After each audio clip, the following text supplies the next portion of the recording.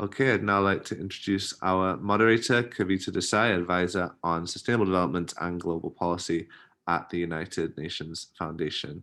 Thank you, Kavita. The floor is yours. Thank you.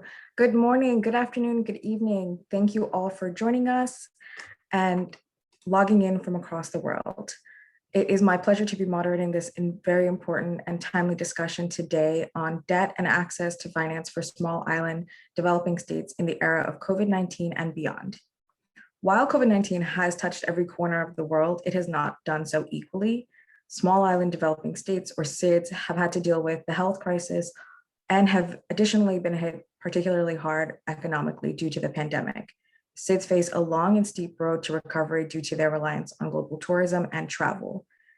The tourism and travel industries contracted roughly 70% in 2020, accounting for a loss of $1.1 trillion in export revenues, particularly difficult for SIDS where tourism accounts for roughly 80% of total exports.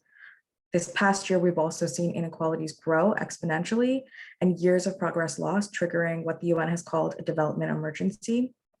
Despite historic fiscal support packages and policy efforts, including debt service suspensions, efforts must be accelerated to avoid a lost decade for development and regain the progress that has been reversed.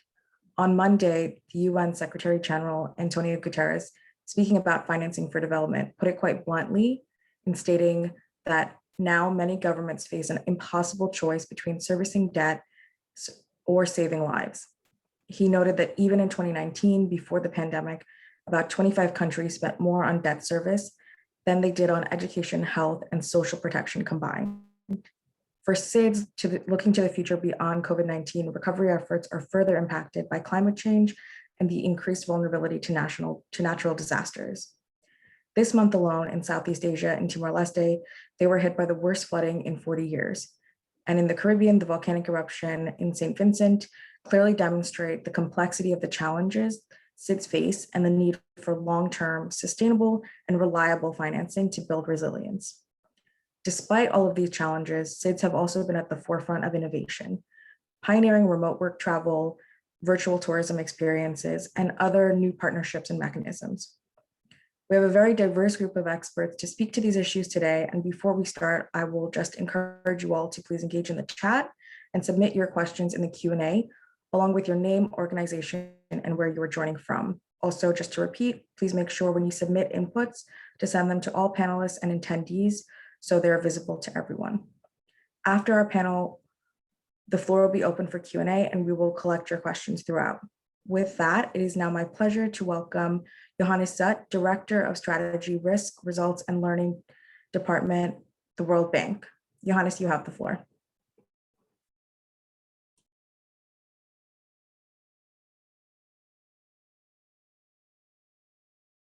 Thank you very much, Kavita, and sorry about the delay there. I just got an alarming message from my computer saying it's about to restart, and it's obscuring the buttons on my video here, and I can't get rid of it. So hopefully I'll be able to get through this few moments of talking before I have to do something about this. So my apologies about that.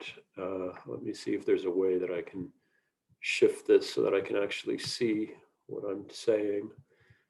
No. Okay. Well, thank you, Kavita. Thank you, James, for the occasion to speak at this meeting.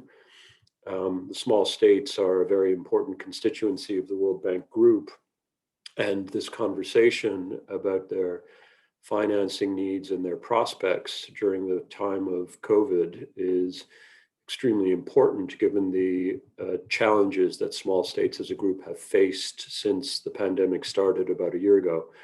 The World Bank Group has a long-standing and growing commitment to supporting the development efforts of small states. Just for your information, within the World Bank Group, we define small states as countries with less than 1.5 million people. We are also, by the way, the host of the Small States Forum, an important platform for high-level dialogue on how the World Bank Group and other development partners in the international community can help to address small states' special development needs. And that forum meets twice a year. at the annual meetings and the spring meetings of the IMF and the World Bank. It comprises 50 members, of which 42 are small states by the definition I gave a moment ago.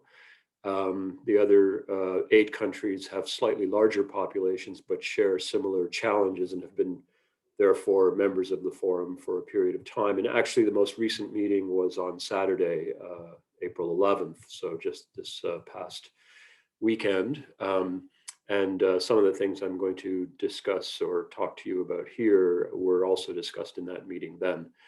I think as many of you know, the World Bank Group is actually 5 institutions, of which 2, IBRD and IDA, the International Bank for Reconstruction and Development and the International Development Association, are the bank. IDA is the part of the bank that provides concessional financing to the membership of the bank. The bank is basically a huge credit union with countries as member states, and about 70 of our member states are eligible to receive concessional financing from IDA, the International Development Association.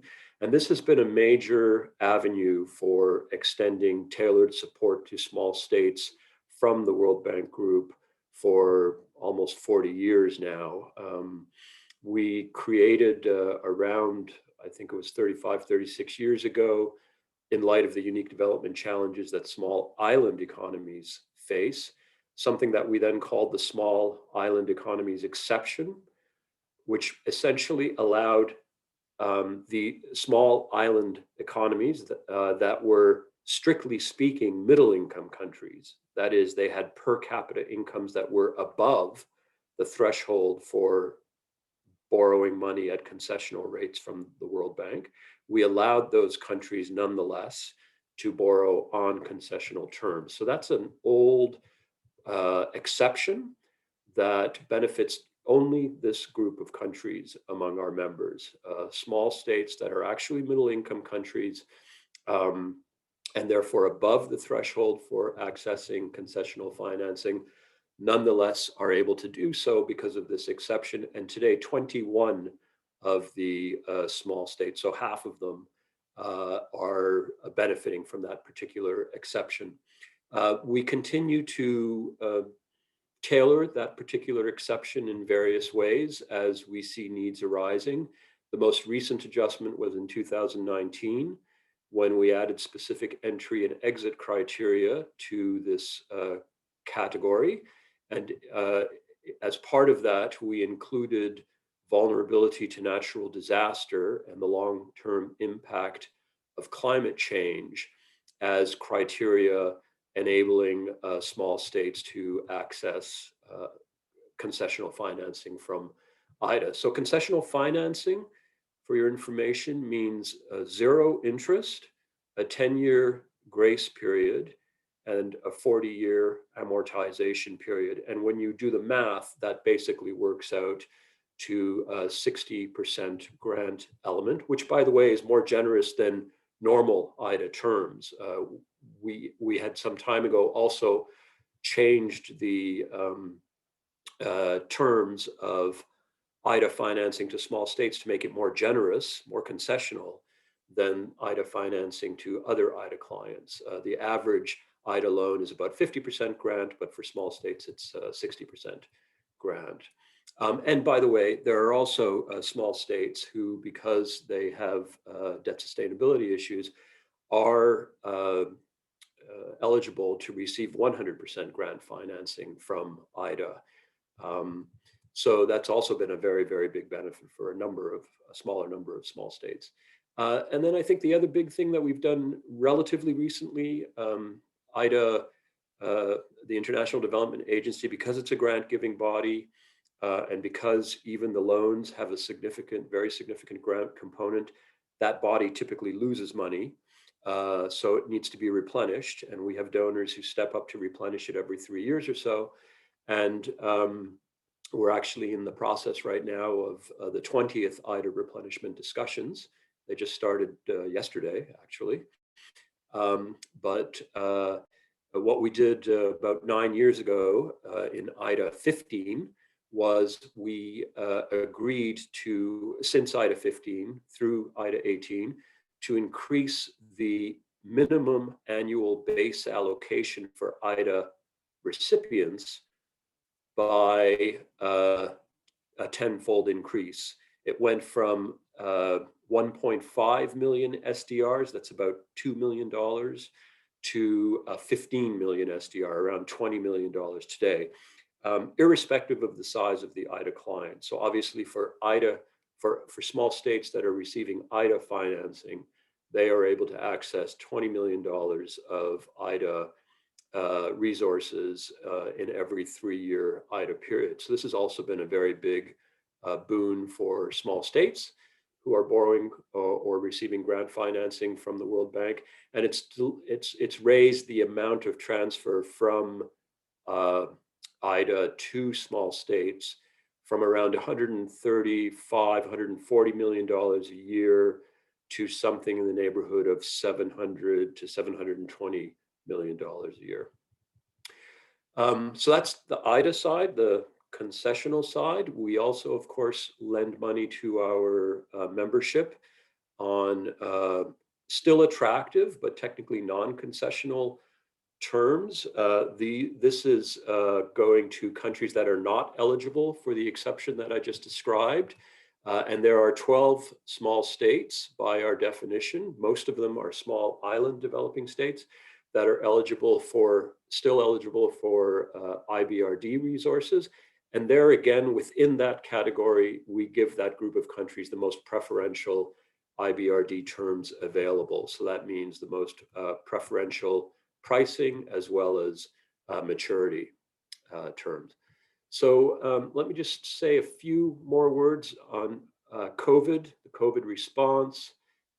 Obviously, because of their heavy reliance on tourism, many small states, and particularly those small island states that are heavily dependent on tourism, have been very, very severely affected by COVID, not so much by the health impacts. There are only about 6 small states, according to our information, that have death rates per million that are higher than the global average. The vast majority of small states actually have very low death rates, but the economic impact has been in many, many countries quite devastating, and particularly those countries that are tourism dependent, because tourism, of course, collapsed with the onslaught of the COVID-19 pandemic last March and April. When we look at the average real GDP in small states, we anticipate that it will be down more than 6% for this year. And as I said, it's much worse in tourism-reliant island economies where many are suffering unprecedented double-digit declines. Moreover, many of these countries will take a lot longer to recover than average, because tourism will recover only when people feel comfortable taking on a leisure activity. And for that to happen, our working assumption is that they will need to be vaccinated, most tourists, and they will need to have confidence that tourist destinations have the healthcare facilities to take care of them if they do perchance become ill because of COVID. So, so that's the challenge. We have stepped up at the bank group to mount an exceptional crisis response. We, of course, developed that response for our entire membership, including small states. But just to give you a sense of what the scale has been for small states, we've given financing of about $600 million in emergency support for public health and other emergency interventions to respond to COVID, to a total of about 20 small states since the pandemic began, and a total of about $1 billion in financing, not just for COVID, but for other reasons as well, since the pandemic began. So those figures are giving you basically the numbers for the last year of financial support. As I mentioned a few moments ago, getting high levels of vaccination coverage in small islands that are dependent on tourism, but across the globe, remains a very high priority. The World Bank's board in October of 2020 approved a $12 billion program to support vaccine purchases and deployment to maintain momentum. And of course, small states are eligible for that financing. We've already provided some financing to Cabo Verde, and we have a number of other small states that are working with us to prepare operations to access that financing. And this was actually a very important topic in the Small States Forum discussion that took place on Saturday morning this week. The membership of the forum issued a communique, which among other things called for international community support for enabling small states to access vaccines on a fair and expeditious basis, in light of the fact that so many developed countries have, if you like, gotten to the start of the queue and locked up a lot of the early vaccine availability before the small states and other poorer countries were able to get into the queue. So anyway, Johannes, can I just ask you to wrap up? I think I'm going to stop there, and I welcome any questions or comments later in this session. Thank you very much. Great, thank you. And thank you for setting that scene so nicely, and also garnering our interest to track what's going to happen with these IDA discussions. Next, we're going to go to Deodat Maharaj, the Executive Director of the Caribbean Export Development Agency. And Deodat, you have the floor. If you could kindly turn your video. Great. Yeah, thank you so very much, Kavita, fellow panelists and colleagues and friends and those who are participating. Good morning, good afternoon, good night to you. And it's already another day in the Pacific. So happy Friday for my friends in the Pacific. The Caribbean Export Development Agency is a lead private sector development agency and the only one of its kind in the Africa, Caribbean, and Pacific region. So I'm going to focus my participation and intervention from the perspective of private sector and business. The Caribbean, as many may know, is already the most highly indebted region on the planet. And many of our countries in the Caribbean are either middle or high income countries. So largely ineligible for ODA and largely ineligible for highly concessional financing. The reality for our region is that what has happened, COVID-19, to my mind, has actually exacerbated our pre-existing vulnerabilities. So it has put us in a deeper problem and a bigger bind. But what it has done really, it has laid bare our pre-existing vulnerabilities. And the key issue for us is how do we mobilize the much needed financing to build resilience? I have mentioned that we are already the most highly indebted region on the planet. What COVID has done as well, the already pre-existed limited fiscal space that we had across the Caribbean has been accentuated. And therefore, governments in the region, including places like the Pacific, they account for, they are the largest employers, certainly in the case of the Caribbean. And the big challenge for us is that going post-COVID and beyond, how do you build resilience? But most critically, how do we create jobs and livelihoods for people so they can take care of themselves and their families? Since the state will no longer be able to do so in the manner it has done in the past. And therefore, to my mind, investment is absolutely vital. So from the standpoint of the Caribbean, we need foreign direct investment as an absolute priority for our region. The challenge for us, though, has to do with the ease of doing business. And the issue that we have here, if you look at the World Bank's Ease of Doing Business Index report for 2020, Caribbean countries, with the exception of Jamaica, which is ranked at number 71, and St. Lucia around 95, I mean, we are lagging in the bottom half of around 200 countries globally. My country, Trinidad and Tobago, a relatively wealthy country, is ranked 105. Malawi and LDC is just 4 or 5 places below Trinidad and Tobago. Tonga is around 101 or thereabouts. So what is really critical for us to access financing, it's not going to be concessional by and large. We're not going to get free money by and large, and therefore investment is absolutely vital. But my friend Ratnakar was going to speak about investment in the panel. So I'm going to steer away from that for the moment. But the reality is that what we need to do is we need to prioritize the investments in the Caribbean in a couple of key areas. And I will speak to that during the Q&A session. But whilst on the topic of investment, I think it's also critical to recognize that we in the Caribbean and SIDS and islands generally, we need to stand on our two own feet, right? I think we all agree on that. And when you look at the data in the Caribbean, for example, we have billions of United States dollars sitting in pension funds and sitting in the financial system in banks across the region. We don't yet have a regional investment policy, which is really critical, nor do we have a regional stock exchange. And we need these mechanisms to leverage resources that are actually existing in the Caribbean, which we need to marshal to build financial resilience, but also to build climate resilience. And those are very viable options for us in the Caribbean. I would also like to touch on the issue of innovative financing. I mean, we would have one of our colleagues from AOSIS who's going to speak to the issue of issues such as debt swaps for climate action.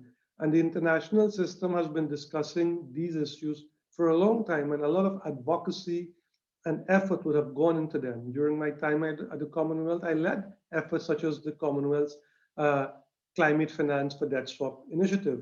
But the issue really has been, discussions have been taking place over an extensive period of time. And the reality, as we see from St. Vincent and the Grenadines, is that the challenges today and the solution we must find can't be long-term. It has to be short-term and medium-term, because we need to create jobs and sustainable livelihoods for our people. Otherwise, people will start voting with their feet in places like the Caribbean, meaning that outward migration will continue to increase, and we can't have that happening. And therefore, innovative financing is really critical. And one good example, I believe, is the work that the colleagues in the Pacific have done. They have done a lot of work on what they call a Pacific Resilience Facility. And the Pacific Resilience Facility is the only proposal of its kind where development partners are asked to put funds into a vehicle or facility which will be invested, and the returns you use to build climate resilience and disaster risk resilience. And therefore, this continued dependence on the development community for free money or concessional financing would be limited and reduced, because you are generating your own funds to build resilience. The Pacific already has examples of such a facility. Tuvalu, for example, started off a resilient facility with 25 million United States dollars, and it's up to 300 million United States dollars and responsible for financing a large percentage of the national budget of Tuvalu. The FSM, they have a similar facility as well. So the need for a Pacific resilient facility, to my mind, is absolutely critical, and that needs to be replicated in regions like the Caribbean. I see Kavita is back online. I think it's my cue that I should end this presentation. But in essence, what I would like to say is that business and the private sector has to take a central and important leadership role in building resilience and financial resilience. That's one. Secondly, the notion that the state has to play a continued and highly important role in running businesses, I mean, that has to go, because we have too many inefficiencies. The role of the state in islands is to create that enabling environment for business to flourish, so jobs can be created and people can take care of themselves and their families. Thank you so very much. I look forward to the Q&A, and thank you again.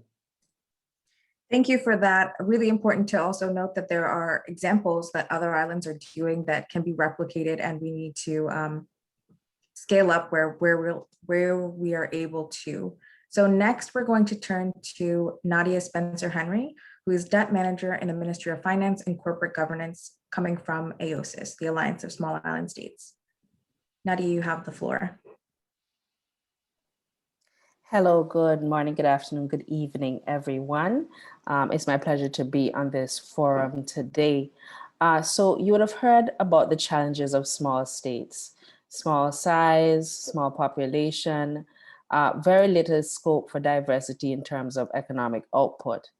And what that has led to, not just during COVID, but even pre-COVID, are instances of debt distress, debt crises, and issues with debt sustainability. And this is why we have forums like these, because small states don't just require help in the short run. What we require is long-term solutions to the problems that we face. So how do we help small states, or how can small states help themselves to access financing in the post-COVID era and even today? We think that the small states can find innovative sources of financing. And one of these things that we have been promoting is the debt for climate adaptation swaps. This requires support not just from the international community, as in official creditors, but also support from private creditors. To date, it has been difficult to get private creditors involved in a lot of these initiatives simply because of the profit motive. And we recognize that this is important for private sector creditors, but in a time of crisis, it is important that each participant in the multilateral space of financing gives something back. So what has been happening for small island states is that with the limited space, fiscal space that they have been having to borrow during these times of crisis, either that or to go into default. In some cases, some countries have been able to access the debt standstill initiative, while in others, we have not been able to access this initiative. My country, for example, has fallen prey to the per capita income trap, in that we no longer have access to concessional financing, and we are not eligible for opportunities like the DSSI. So we have had to continue to pay debts during this time of crisis. And debt financing and securing debt servicing funds have diverted funds from other critical spending that is critical during this time, particularly in terms of providing social safety nets to our varying sectors. Other ways that the international community can support is by looking at debt restructuring and debt rescheduling initiatives. So the DSSI is one. However, some persons have been asking for debt forgiveness. Is there a possibility for the community now to look at debt forgiveness for some small island states? This is a challenge currently. There has not been a lot of traction on that, but there is some scope for negotiation and discussion on that. I also want to talk a bit about what small states can do. Often when fiscal space is created, developed countries and donors complain that they don't understand what is done with this fiscal space. Small states can support by providing better transparency in terms of use of the financing that has been generated during these times, showing how it has gone to impact vulnerable communities and in fact to help with the challenges that countries face. And of course, showing in particular how this has helped them to reduce their vulnerability to climate shocks. The vulnerability to climate shocks has been spoken about already. As we know, climate shocks sometimes happen at the same time when a country is experiencing economic shocks, as is happening now in the case of St. Vincent and the Grenadines. And countries are having to plan for a disaster while at the same time trying to maintain the spread of the COVID-19 pandemic. I want to leave this here now and look forward to discussing with you further in the Q&A. Thank you everyone for your attention. Thank you, Nadia. And though you were brief, you put a lot for us to all think about and come back to during the Q&A. So we're next going to go to Jerome Phelps, who is head of advocacy for the Jubilee debt campaign. Jerome, you have the floor. Thank you, Kavita, and thank you for the invitations to the organisers to be here. I'm very happy to be on this illustrious panel on this crucial issue. I'm going to be also happy that the other speakers have spoken so much about the debt challenges faced by SIDS already and the emerging debt crisis. So I'm not going to dwell on that, but focus very much on bringing out the climate change element of this, the particular exposure of SIDS to climate-related debt. I'd only note that the debt crisis is not just a COVID debt crisis. It's been brewing since 2008 as debt has increased over the last few years, and COVID has really tipped it into an imminent crisis. I think SIDS are particularly exposed to this debt crisis as small as islands and as developing states, or at multiple levels. SIDS are, as islands, they're on the front line of extreme climate events. As small, those climate events have a disproportionately large impact on the whole island, rather than just one town or area of a larger country. And also, as has been mentioned, they have less diversified economies, often dependency on focus on one export, which is important to note, a legacy of colonialism distorting economic development to the interests of colonizing states. So, and finally, SIDS are exposed as obviously developing countries with less infrastructure, and also critically less ability to borrow to seek finance at low interest rates in the way that richer countries can. And this all adds up to posing unique challenges to SIDS in finding fiscal space to respond to the twin crises of COVID and climate change. SIDS have some of the highest levels of indebtedness, as has been noted, and even compared to other developing countries around the world. This debt burden is depriving countries of the fiscal space that's essential for climate adaptation and reconstruction, as well as the COVID response. It is deeply shocking that in the midst of COVID crisis, and even in the days following devastating hurricanes that we've sadly seen in afflicting many SIDS, and which will increasingly do so, even in the days afterwards, they're finding themselves diverting resources to paying debts rather than responding to the need. So what has been the response of the global community to these crises? It hasn't, in my view, and our view, met the needs of SIDS. It's been led very much by the G20, which of course is a space where SIDS don't have a voice. And SIDS middle income status, as has been noticed, excludes them from many elements of the global response, including the IMF's limited debt relief program and the DSSI, the Debt Service Suspension Initiative, whereby the G20 has suspended debt payments for up to 73 countries, extended last week until the end of this year. The focus is shifting towards the common framework, which is another G20 longer term initiative to address the brewing debt crisis that is intended to include cancellation and intended to address the full range of creditors, not just states, but also multilateral institutions and privates. Was initially intended, we understood, but in reality it's very unclear whether it will involve cancellation. There's no process to get private sector creditors to participate, and it's unclear whether multilaterals will grant debt relief specifically.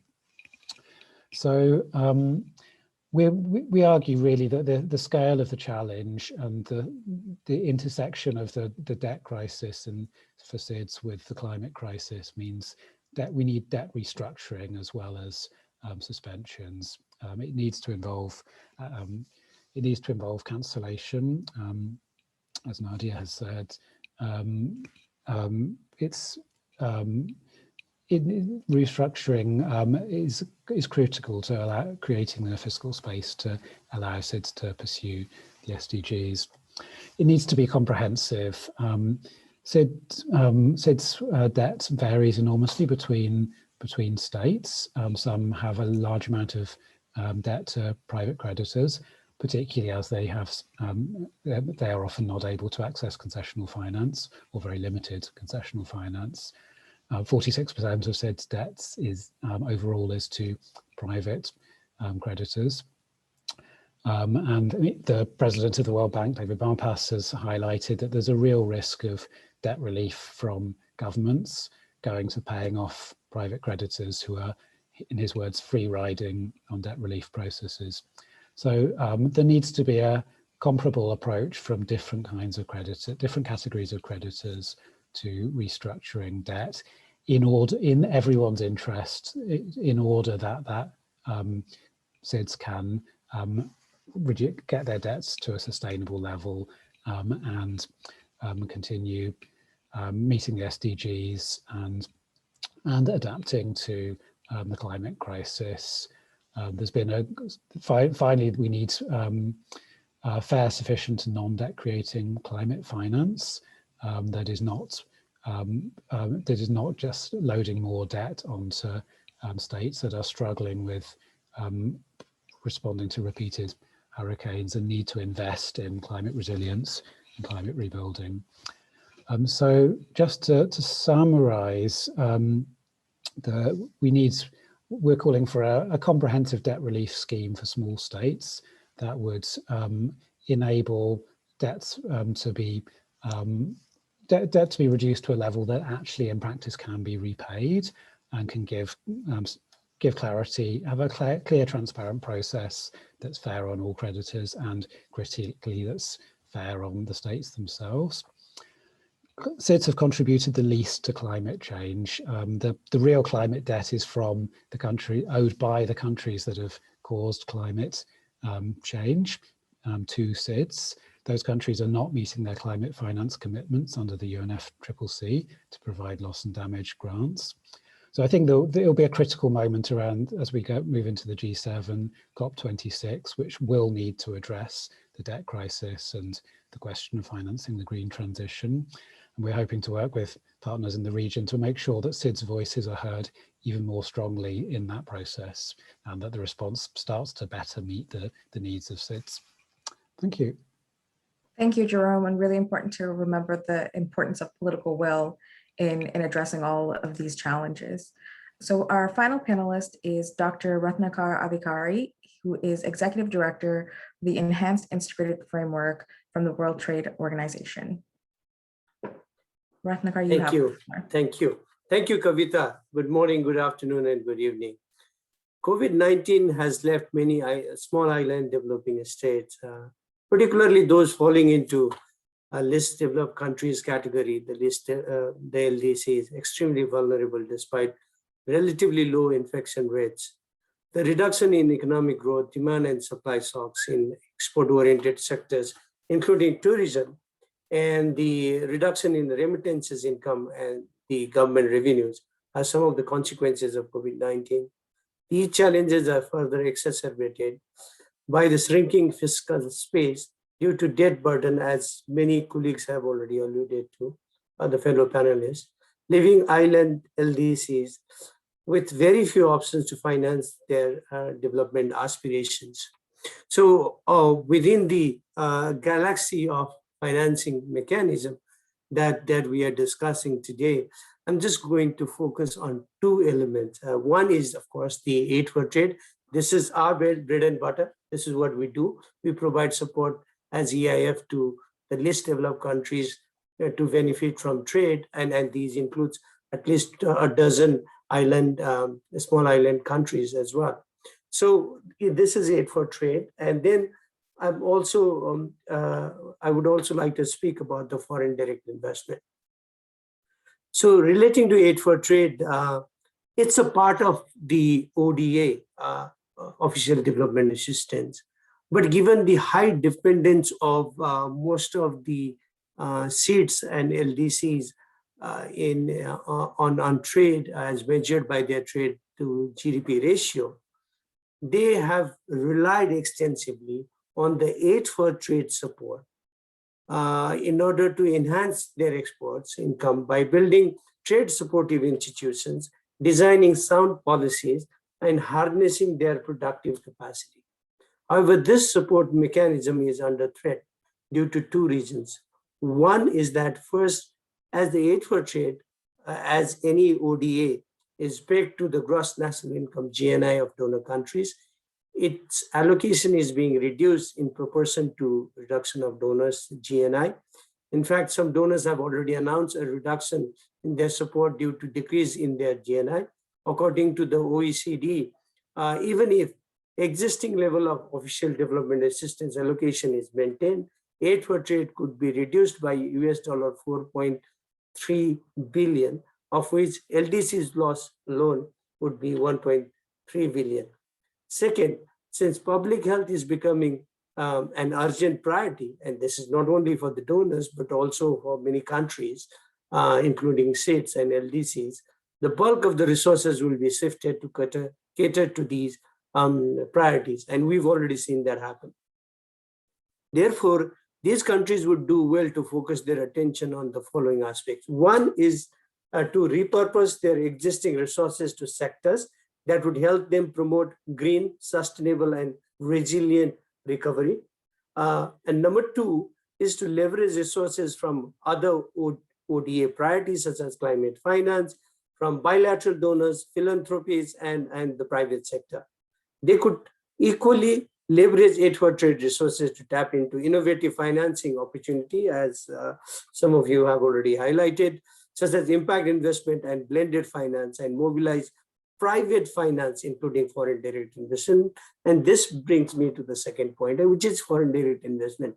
As my friend Deodat has already mentioned, FDI is very, very important. But according to UNCTAD's World Investment Report 2020, FDI flows to small island developing states increased by 14% to 4.1 billion in 2019. I say but because we don't know the impact of this in LDC, because overall in 2020, FDI has reduced by 42%, and that aggregate level data has come out already, but we don't know the impact on the SIDS and the least developed countries. However, there are ways in which the true potential of FDI can be harnessed in island LDCs to help them achieve sustainable recovery. One is the investment climate, which Deodat has already mentioned, but I just want to emphasize 2 points in relation to that. One cluster of issue is the stable and predictable business climate, and the other point is the investment-friendly institutional framework. And the third one is the infrastructure, connectivity, and human capital. This is the investment climate cluster. But at the same time, capacity building would be extremely important for investment promotion, aftercare, and advocacy. And this is where Enhanced Integrated Framework is working together with the World Association of Investment Promotion Agencies to build capacity of 20 least developed countries to attract and promote investment. And this is the project that also has beneficiaries, including Comoros, Vanuatu, and Solomon Islands, who happen to be the LDCs as well as SIDS. So what is equally important is to identify foreign direct investment in targeted areas that contribute to sustainable recovery. So the 4 such areas that I would like to highlight for further discussion and your consideration. One is renewable energy. This is an area with great potential for island LDCs prone to natural disaster, including climate-induced one. According to the midterm review of Samoa Pathway, island LDCs have a large potential to use renewable energy sources such as solar, wind, geothermal, hydropower, and tidal power. Fortunately, FDI recorded a growth in this sector in the least developed countries, although we don't have the data for SIDS, in the least developed countries, even during the pandemic. Although data for island LDCs are not available, but we would think that this is a sector that has grown even despite the pandemic. So there's a potential. The second area is the digital transformation. Digital transformation help island LDCs achieve resilience in the face of full or partial lockdown due to COVID-19. FDI in telecommunication sector a proxy indicator for digital transformation, increase in the LDCs in 2020 despite the pandemic. This is another sector where you've seen growth. The third sector is circular economy, because of not only because of supply chain disruption, but also because of the ability of these countries to make optimum utilization of resources. I think investing in circular economy and attracting foreign direct investment in this area would be critical for island LDCs. And finally, sustainable tourism. Tourism is important, as we highlighted, and then it has been devastated because of COVID-19. And this is an area of natural comparative advantage for a number of countries. But then there are sustainability concerns. What these LDCs and SIDS need to do is to use this, in order to strike a balance, use this as an opportunity for attracting foreign direct investment. So this is where I want to stop and would be happy to respond to any questions later. Thank you very much, Kavita, once again. Thank you, Ratnakar. Really important points and leading us nicely into the Q&A portion. So we do have quite a bit of time for question and answer. And if you have not already posted your question in the Q&A box, please go ahead and do so. And you can also upvote questions that have already been posted by liking them. So I'm actually going to start us off by combining a few of the questions that we've received. Tourism has been talked about by a few different people, and is such a big, important industry for SIDS. So the question that we have is, when do we anticipate that tourism will start to pick up again? Is that going to be next year, or is it going to be the following year, or potentially even later? And how could disaster or better disaster risk finance reduce the need for SIDS to depend on or seek out payouts from or emergency responses from the World Bank and other IFIs? And then finally, my question, kind of circling back to what was just talked about, in attracting renewable energy investments for SIDS, given their small size and the nature and how much the upfront cost is to build these types of structures, what could be done to attract more of these large scale investments, given that SIDS are fairly small and the economies are small? So the investment is going to be larger than what the payout is going to be in the short term. So I am going to start off with Deodat, and then we can move around the panel. But Deodat, you have the floor. If you want to switch on your video, please go ahead. It said I cannot switch the video on, but that's okay. I can hear you. Okay, very good. Thank you so much for the questions. I think the first thing I would like to touch is on tourism. I think what COVID-19 has taught us in the Caribbean, what 9/11 taught us in the Caribbean, what the global financial crisis taught us in the Caribbean, is that whilst tourism will be important in the foreseeable future, now is the time to focus on non-tourism related services. So we are talking about commoditizing our knowledge. We are talking about the creativity of Caribbean people, the business of music, the business of fashion. And this is an area that the Caribbean Export Development Agency, we are focusing on heavily, non-tourism related services. I want to just refer quickly to the point that you made on investment, because what we have been working on is and we have agreed with 23 countries and 23 investment promotion agencies, is to focus on a couple of key areas in terms of our investment strategy. One is on renewables, secondly on tourism, thirdly on areas such as business outsourcing. And I want you asked the question about what could we do given the small size of our economies in the Caribbean and SIDS. And what we have done now, we have started a regional project packaging facility. And on certain key sectors, we're going to promote countries rather than an individual country. Because St. Kitts and Nevis, for example, is too small to get an investment. Let us say someone wants to invest in renewables of $500 million, right? Because some of these projects are big. How do you get the scale? So now our strategy is to pool St. Kitts and Nevis, Antigua and Barbuda, St. Vincent and the Grenadines, and let's say a country like Belize, in a regional investment project packaging facility, and to market these countries collectively. So you would have the scale that we are missing when we compete and when we propose projects on an individual basis. So regional integration and acting as one, certainly in the case of the Caribbean, is very much a a required policy response to deal with the issue of scale. Thank you. Thank you. Really good way to start off our discussion. I'm going to go next to Nadia. Hi, yeah, I just wanted to get in a little bit on the tourism discussion because, as you know, my country is one of the most tourism dependent countries that there is. So the issue of tourism and tourism coming back, diversity, like Deodat has mentioned, has been the focus. Agriculture has been, there's been a new resurgence on looking at agriculture and how we can now address that as a way for the economy to diversify.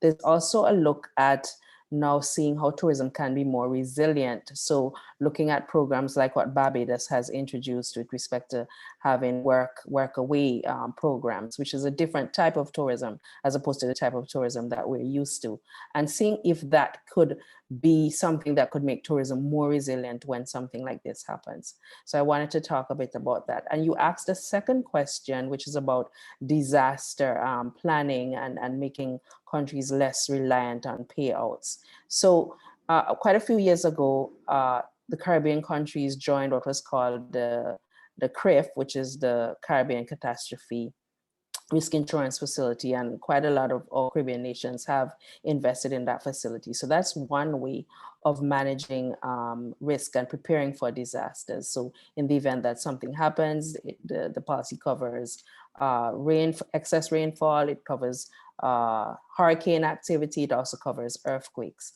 However, the policy doesn't cover everything. So for example, the policy doesn't cover droughts. How do you plan for a drought? How do you prepare for a drought? There's only so much water you can store.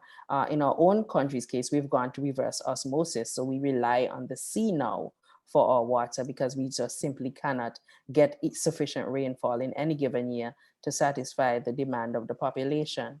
And even if we were to price it, because you've had countries actually going out and pricing, what would it cost us to be resilient? I think Dominica did a pricing, it worked out to be about $2 billion just for Dominica alone to become resilient. If you multiply that by the 15 states that make up CARICOM, how would we ever reach that total?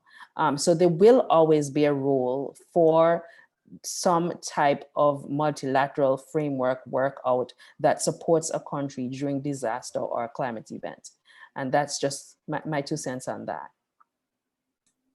Thanks for that. And also a really important point that just because SIDS are surrounded by water, it's not all usable water or potable water, and water is quite problematic.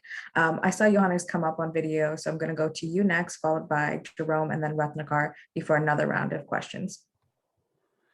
Okay, thank you very much.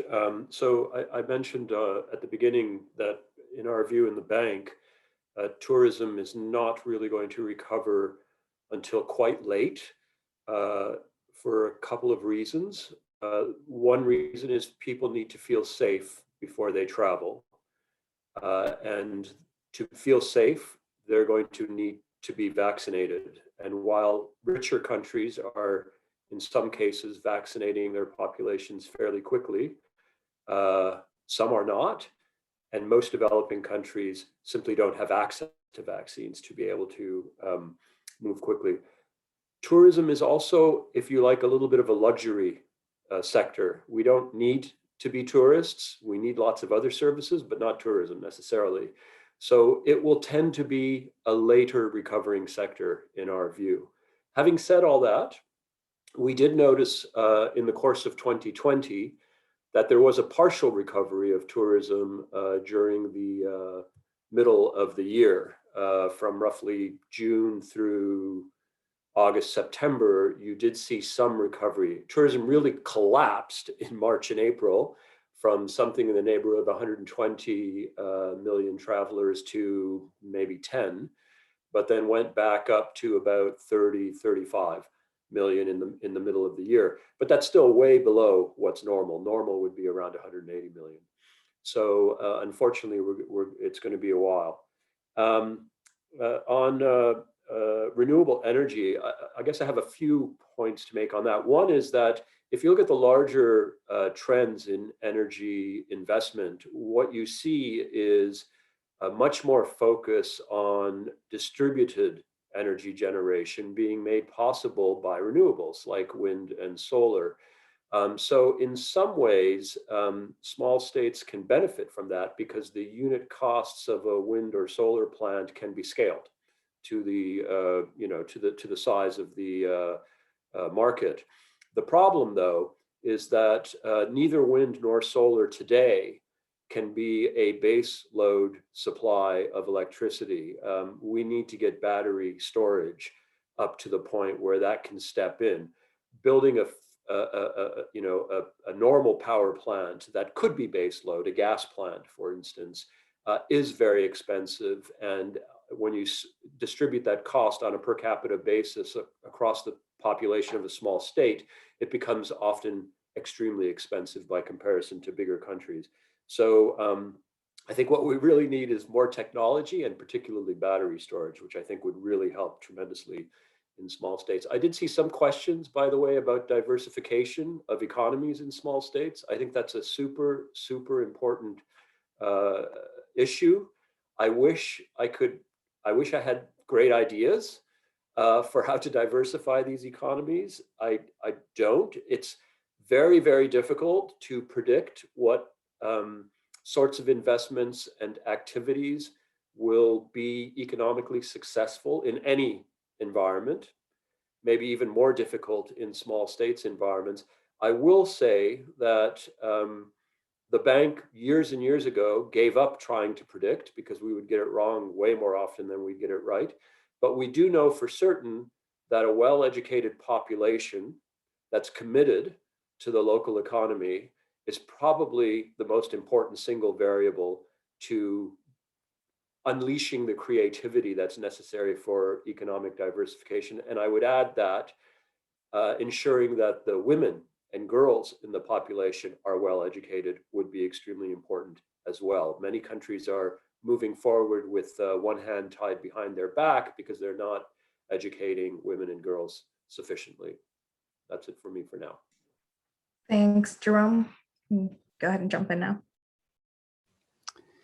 Thank you, Kavita. Once again, I will simply echo Nadia's important points earlier. I think on the question of disaster finance, I think it's really important that we don't frame the question as how can SIDS take responsibility themselves for not being dependent on the international community on climate change. That's an established principle of UNFCCC of differentiated responsibility that the international community owes support to SIDS. It's simply, as Nadia says, it's not practical for small islands to take on themselves the vast and increasing costs of planning for and mitigating climate disasters. It's inherent to climate change that the risk is correlated and increasing. So it's simply not, while insurance can play a role, as Nadia says, it's inherently not an issue that's liable to be resolved by insurance, because the premiums to cover the scale of the crisis, the hurricane in Dominica, for example, would be unaffordable for small islands.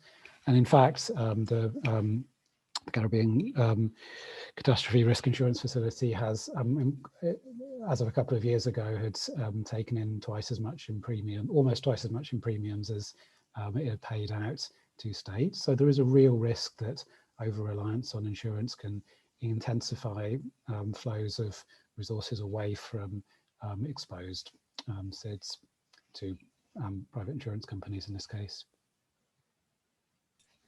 Well, that's a big discrepancy between the amount in premiums and the amount in payouts. So important to remember that. Ratnakar, we're going to come to you now, and then we'll do another round of questions and answers. And you're just on mute. Give me a second. So yeah, I'm back. So just two quick points.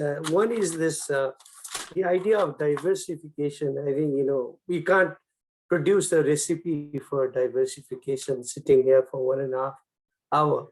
I think one of the potential areas I feel is the digital transformation.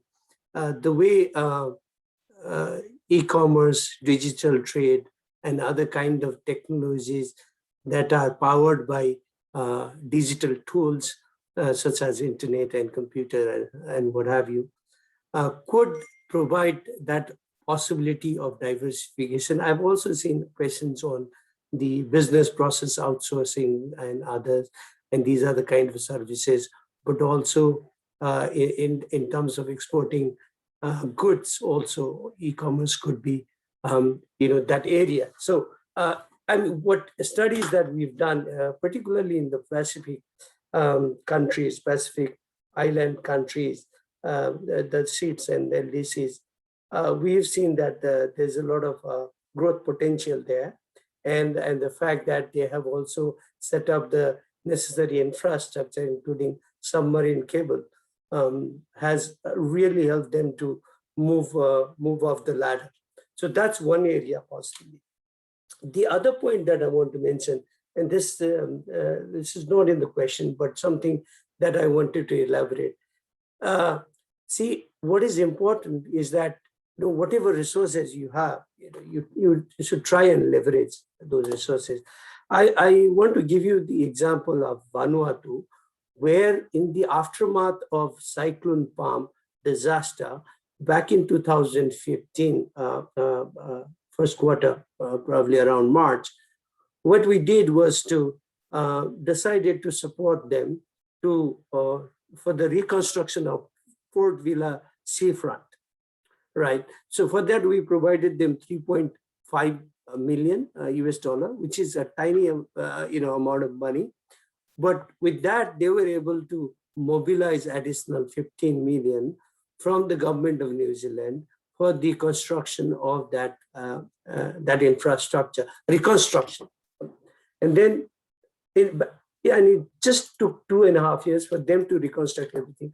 The real payback of that infrastructure reconstruction is that the tourism revenue started increasing via cruise ship. Actually, it started nearly doubling, the arrival. But then COVID happened. Everything is now a kind of a story. But then I hope they will rebound soon. So I mean, just these two responses that I wanted to provide. Thank you. Great, thank you. So we're going to do a few more questions. So one of the questions is, how can you increase investment and the use of the Caribbean Stock Exchange? Additionally, how can we streamline application and approval processes for projects either from the World Bank or from other IFIs so that things can get flowing a little bit more quickly? And then I'm just going to circle back to a couple points that were made about the importance of education. The submarine cables were really important in getting internet access and broadband to a number of states in the Pacific. But you do have this challenge of, while everything is remote learning is not accessible to everybody. So you have a whole generation, that the potential of what is being called a lost generation. And that will be a long-term implication in terms of jobs, economic growth in the next decade and beyond. So are there any shorter term solutions that can be implemented a little bit more quickly? Because installing a submarine cable is quite a massive undertaking and not something that can be done in the next 6 months. And it looks like people are going to be remote learning for a little while longer. So Deodat, I'm going to come to you first for the question about the Caribbean Stock Exchange. And I'll just repeat that. It was, how do you advise the responsible entities to proceed to raise that investment and activity within that Caribbean Stock Exchange market? Yeah, well, to start with, I spoke to the billions of dollars in the OECS, the Organization of Eastern Caribbean Small Island States. A study about 3 or 4 years ago revealed that they had like 5 billion United States dollars existing in pension assets. And if you add to what's existing in the banking sector, it's a huge amount of money. And that is why it's so critical to have a regional investment architecture, such as a regional investment policy, and 2, a regional stock exchange, so we can leverage resources that already exist in the region. So I think, we need a Caribbean stock exchange. That would be my response. Secondly, I didn't get to flag the issue of agriculture. This is a priority area for us at the Caribbean Export Development Agency, because it's a priority area for the Caribbean, which is one of the most food insecure regions on the planet. And when we think about foreign direct investment, to stay about regional investment and international investment with a focus on agriculture. And the last point, since I have the floor, is to reinforce the importance of self-sustaining financing mechanisms. So how do we use the architecture of a Caribbean stock exchange to have funds that we can get a return and we can continue to invest? How do we establish a Caribbean resilience facility so with every disaster, we don't have to go to the international community year in, year out? So the importance of having self-sustaining indigenous financing facilities is really so important. And I hear what colleagues are saying about vulnerability, etc. And that's a given. But I think there are many advantages of being small, because you can be agile, you can be nimble, you can work faster together. And we have to leverage our geography as well to our advantage. Thank you. Thank you. And everybody else on the panel can also react to the importance of agriculture. We've gotten a number of comments in the chat and questions around how to build up more agricultural resilience. And that kind of goes back to the point that Nadia made about the need for freshwater resources. And they're desalinating water in Singapore. You have this whole movement to kind of produce what they call new water from recycling waste sources. So all of these things link back to each other. Johannes, I'm going to come to you next. If you have anything to share on how application processes can be streamlined, or if there's anything new coming out of that, please go ahead. Thank you, Kavita. So I don't have, I think to some extent questions around project acceleration and stock exchange formation come together, actually, because it really has to do with the investment opportunities that are available in a particular jurisdiction and the attitude of potential investors to those opportunities. So I think, you often hear people in development saying that there's no financing available for something. But the experience that we have on our side often is that if you have the right idea, if you have what is often called a bankable project, there is financing available. Typically, the slowness in getting projects to move forward is because there is some issue with the idea, which is hindering the ability of people to see a path forward. That's usually a more important problem than securing the financing. Now, of course, I'm talking about investable projects, and for private investors, a financial return is an important element in an investable project. When you're looking at grant financing from development organizations, the standards are different. What you're looking for then is an appropriate level of development impact, right? So you would have to make the appropriate substitution in what I just said. You will find financing for activities which yield high levels of development impact, but because grant financing is always in short supply, there's always way more demand than there is availability. The threshold for finding a project with sufficiently high development outcomes in prospect can be quite challenging. The bank spends a lot of time working on stock exchange. I was a country director for 10 countries at various times in my career in the World Bank, and I worked on deepening stock exchanges in many of those countries, all developing countries.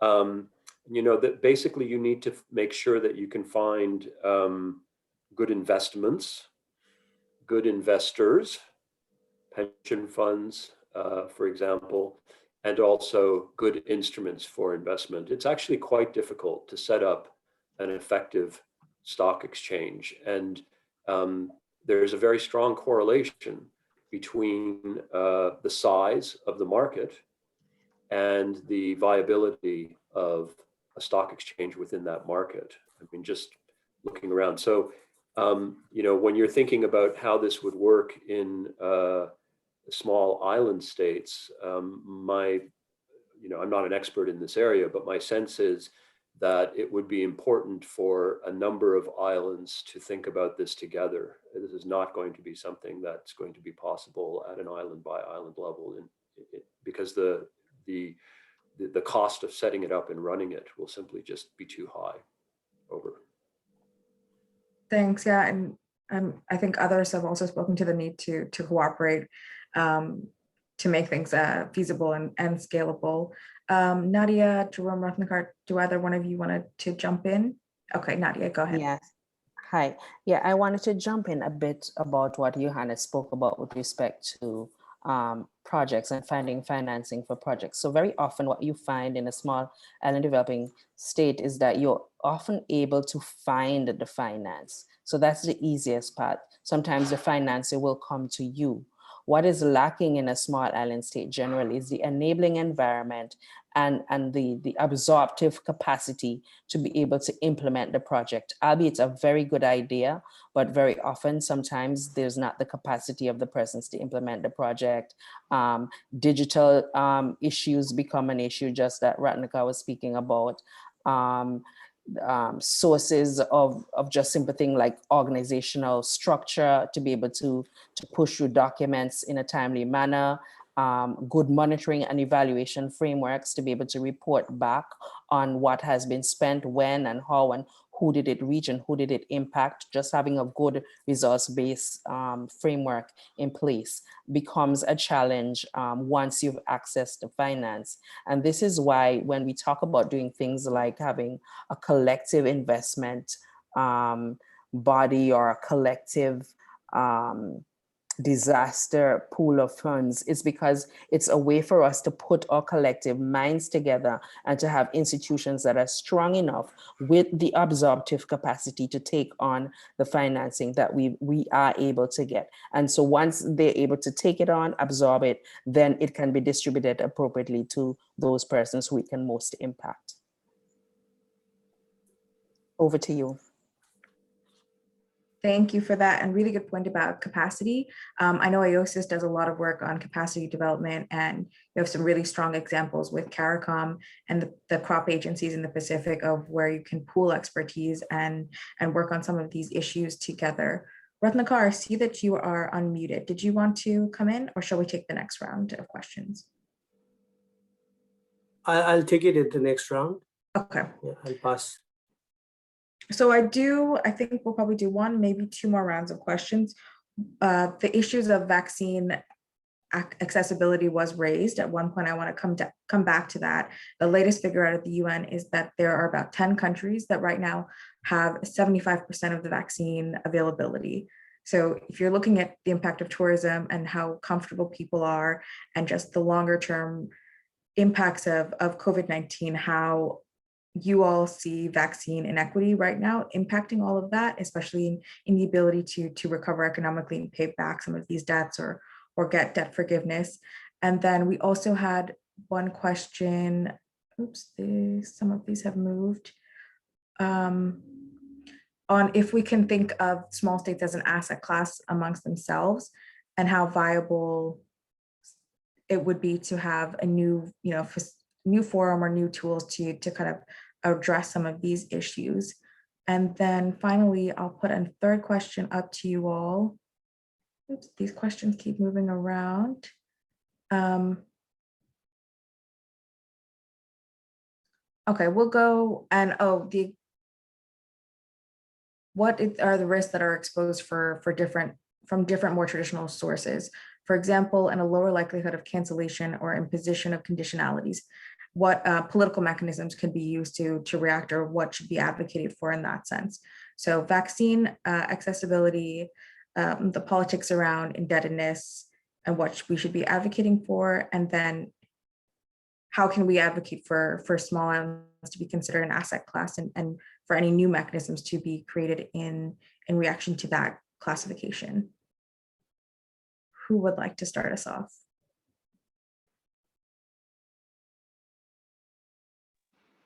Well, I'm happy to say a few things about what our take on vaccines are, particularly with respect to small states. I think, first of all, I mean, there is good news. The good news is that we're a year out from the start of this pandemic and we actually have vaccines already. I mean, that's incredible.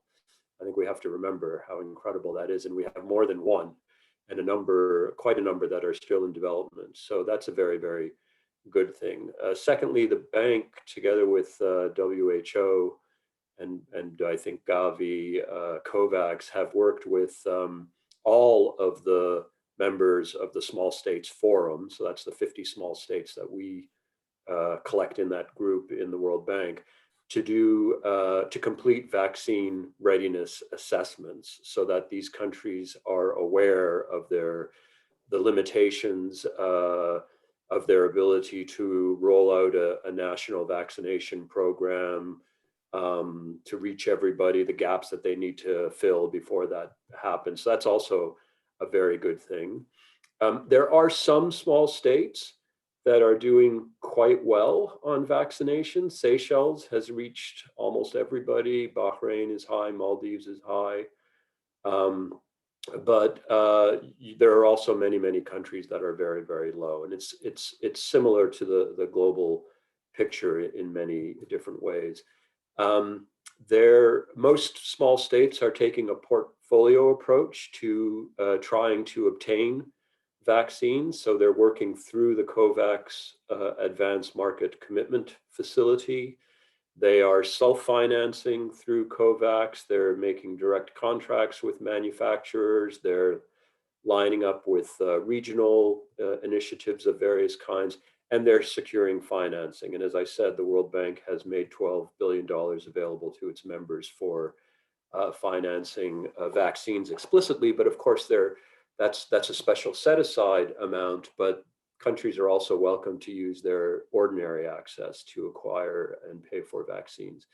So I think the most disappointing thing right now is, of course, as I mentioned in my opening remarks, that a relatively small number of richer countries have tied up vaccine availability dramatically, with a number of countries reserving orders that are several times their populations.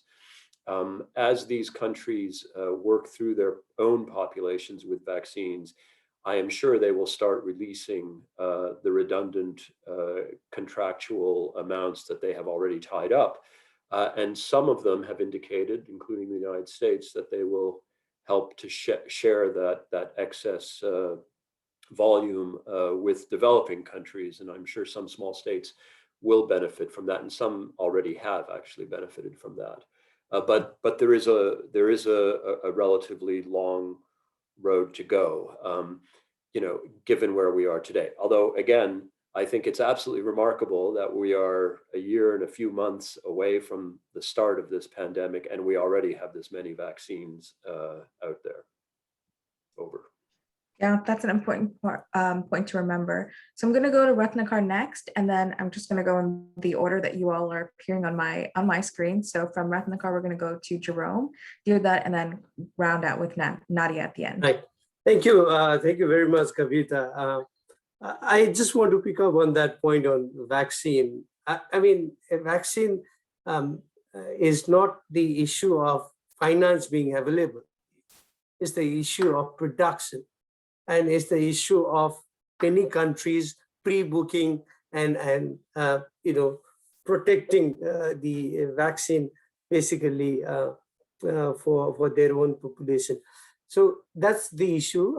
And I actually, EIF, just to let you know, is housed in the World Trade Organization, and the Director General of the World Trade Organization yesterday convened a meeting with vaccine manufacturer and the private sector as well as government of a number of important countries to see how vaccine production can be scaled up.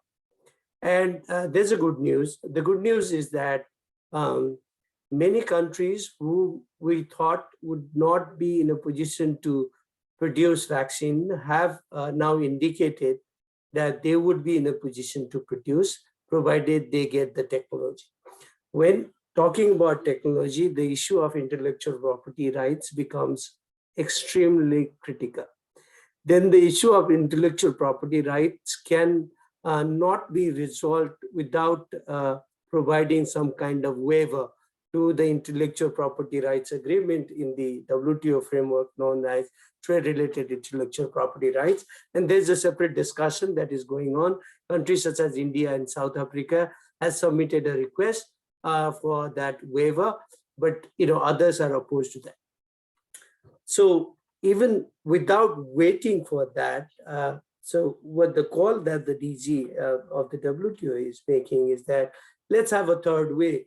Let's continue to discuss about this waiver possibility.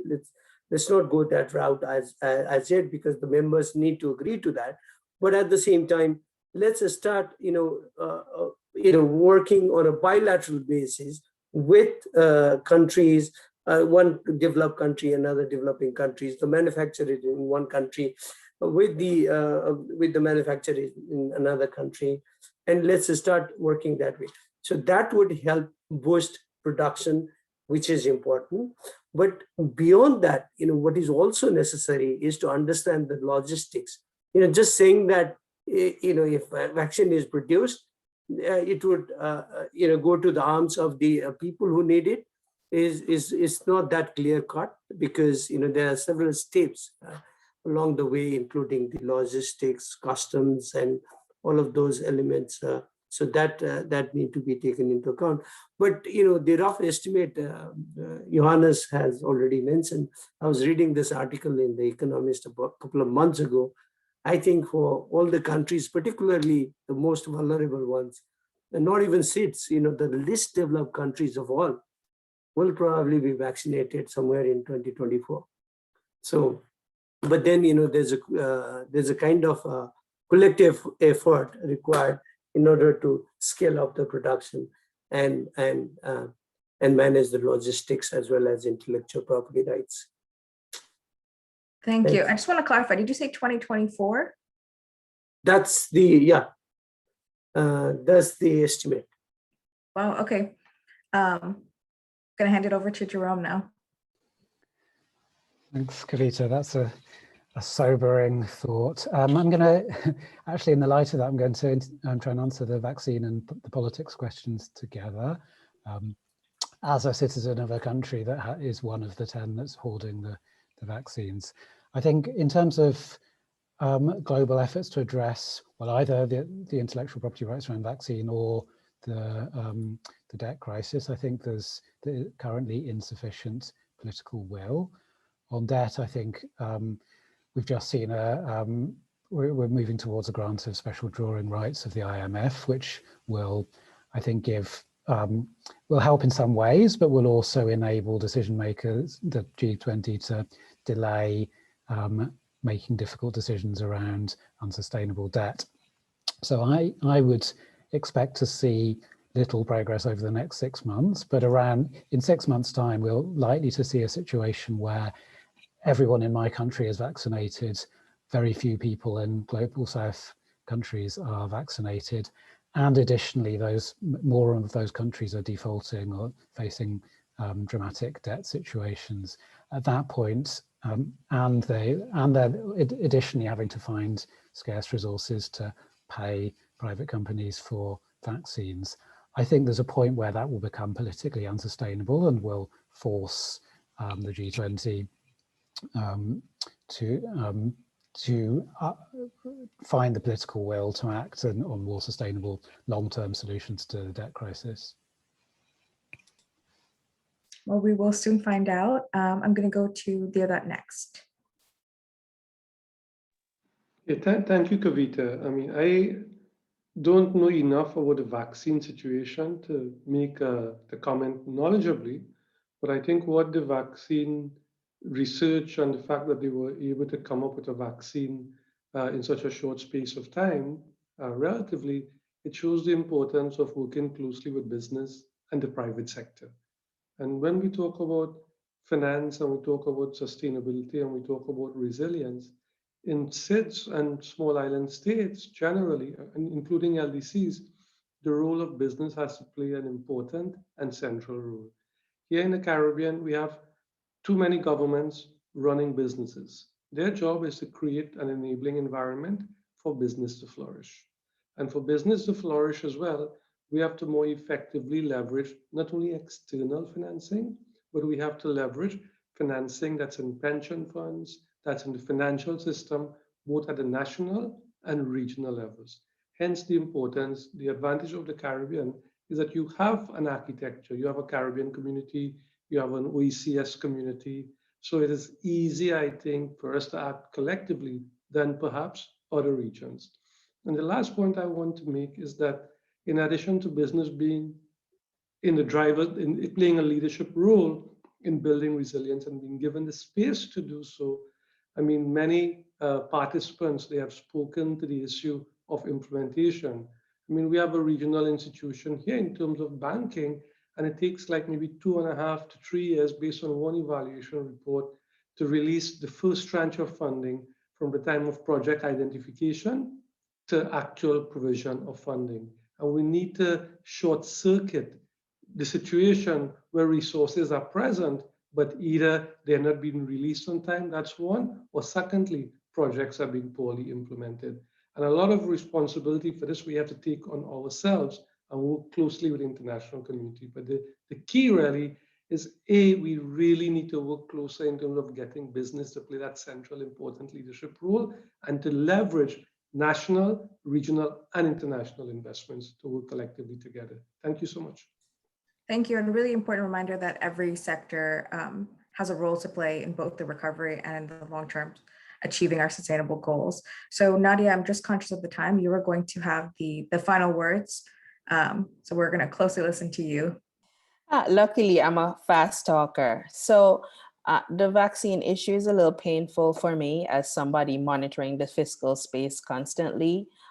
We paid, in my country's case, we paid for only 40% of what could give us 40% coverage of our population, paid upfront. We were only able to get half of that.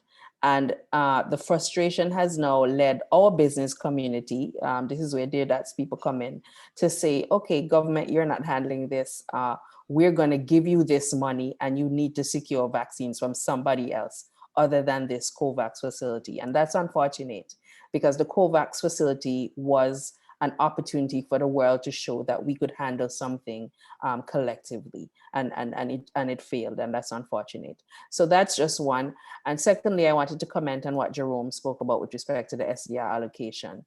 We are grateful for the increased allocation, but like he said, I think it will prevent the G20 from making some additional effort, particularly with respect to the DSSI and including more persons in the DSSI framework and extending it even further beyond 2021 to at least end of 2022, because countries are not even planning to experience growth into next year. And it would be unfortunate for a country to be going through economic contraction and still having to service its debt, both private and public.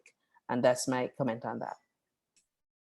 Thank you, Nadia. And I'm going to try and just wrap up in 15 seconds. I think you've all given us a lot to think about and to track in the next 6 months to a year. There is a role for everybody in this. We need to closely watch what's going to happen with World Bank IDA discussions, G20, and work on our capacity to access the financing that's available right now. And while we continue to advocate for additional, concessional financing, debt service suspension and cancellation, and really engage with the private sector as much as we can.